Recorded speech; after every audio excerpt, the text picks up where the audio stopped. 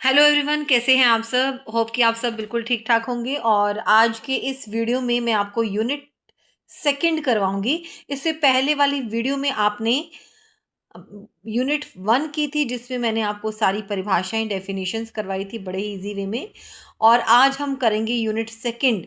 इसमें आपका रागों का समय सिद्धांत आता है, यानी कि टाइम थ्योरी ऑफ राग। तो आइए इसके बारे में मैं आपको बड़ा ब्रीफ में बता देती हूँ। ये क्वेश्चन बिल्कुल आप अच्छे तरीके से करें, क्योंकि ये बहुत इंपॉर्टेंट क्वेश्चन है। और इस क्वेश्चन में से एमसीक्यूज भी आते हैं, मैचड भी आते हैं, और इसके अलावा ये पूरा क्वेश्चन भी आता है। ये हर बार आता है, तो इसको आप बड़े ध्यान से पढ़िएगा। भारतीय संगीत में रागों को निर्धारित समय पर गाने बजाने की प्रथा रही है। यानी कि कोई भी चीज होती है उसको हम समय पर करें तो सही रहता है। तो रागों को भी हम ठीक समय पर गाएं बजाएं तो ही हमें अच्छा लगता है।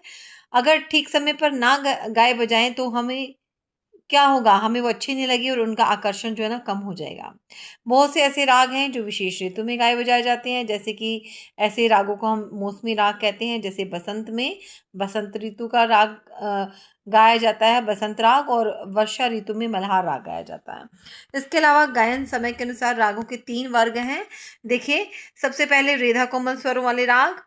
इसमें इन रागों को संधि प्रकाश राग कहा जाता है। यह संधि प्रकाश समय में गाए बजाए जाते हैं। संधि प्रकाश समय वो होता है जब दिन और रात का मेल होता है। देखिए, हमारे यहाँ पर 2 समय होते हैं 24 घंटे में, जब दिन और रात का मेल हो रहा होता है, यानी कि शाम जा रही होती है और सुबह हो रही होती है, या फिर सुबह हो रही होती है तो रात। इस तरह से एक ऐसा वक्त होता है जब अंधेरा और प्रकाश आपस में मिलते हैं, उसको हम संधि प्रकाश बोलते हैं। जैसे कि इसको हम क्या बोलेंगे, सूर्य उदय और सूर्य अस्त के समय। यानी कि एक बार रोशनी जा रही है और अंधेरा आ रहा है, और एक बार अंधेरा जा रहा है और रोशनी आ रही है, उसको हम संध्या प्रकाश राग बोलते हैं। ये आपके पेपर में आता है। तो इसको हम क्या बोलेंगे, संध्या प्रकाश राग 24 घंटे में 2 बार होता है। सूर्योदय और सूर्य अस्त के समय ये राग सुबह और शाम 4 से 7, आपको इसका समय ध्यान रखना है, 4 से 7। और शाम में भी और दिन में भी। तो मॉर्निंग के कुछ राग हैं, बसंत, सानी और भैरव, आपको इनका नाम याद करना है। इसके अलावा शाम के समय 4 से 7 पूरिया, मारवा और धनाश्री जो है राग गाए बजाते हैं। और रेधा फिर शुद्ध स्वरों वाले राग, इनके तुरंत बाद। इसका समय था 4 से 7 और इसका समय है 7 से 10।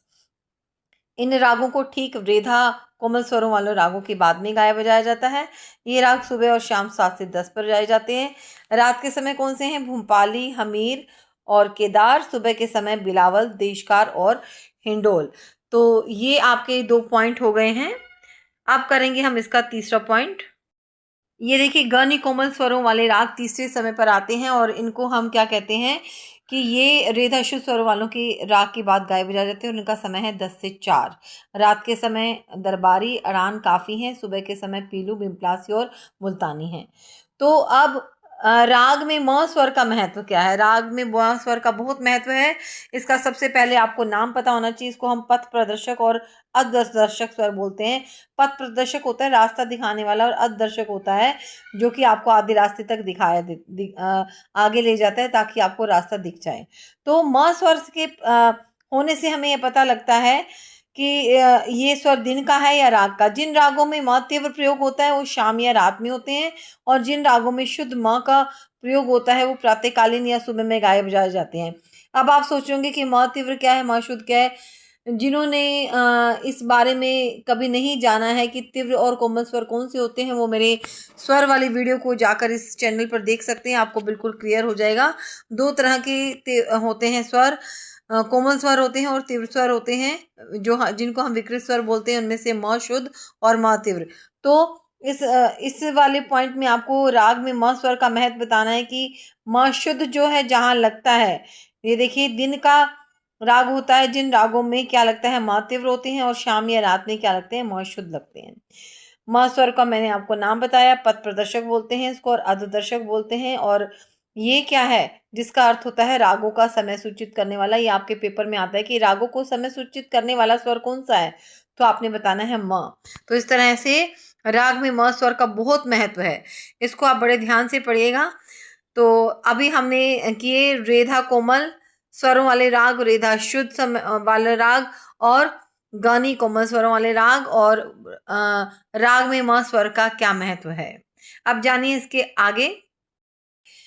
देखिए लास्ट पॉइंट क्या है इस चैप्टर का, पूर्वांगवादी और उत्तरांगवादी राग।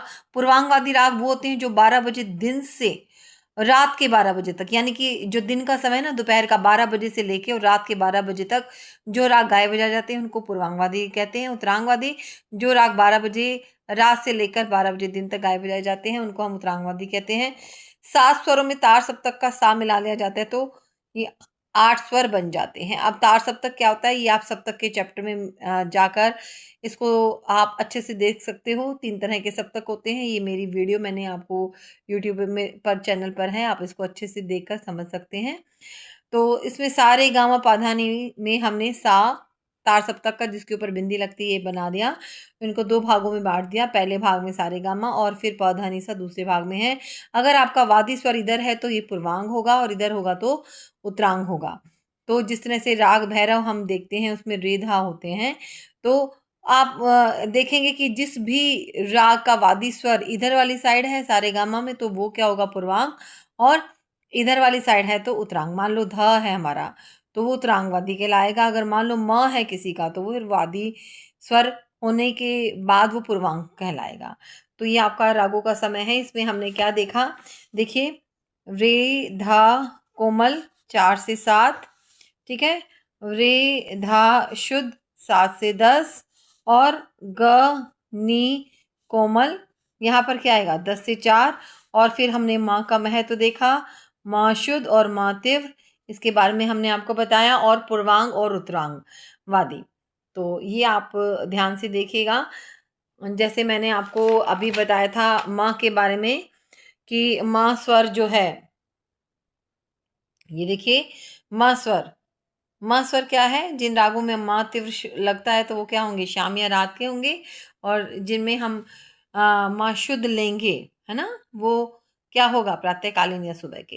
तो ये आपका पूरा हम मैंने आपको चैप्टर बता दिया। अगर आपको फिर भी कुछ समझना है तो मैंने इसी चैनल पर अपने ये पूरा डिटेल में इस चैप्टर को करवा रखा है। आप इसको देख के सुन के बहुत अच्छे से कर सकते हैं। जिन्होंने चैनल को अब तक सब्सक्राइब नहीं किया वो सब्सक्राइब करें, लाइक करें और शेयर करें।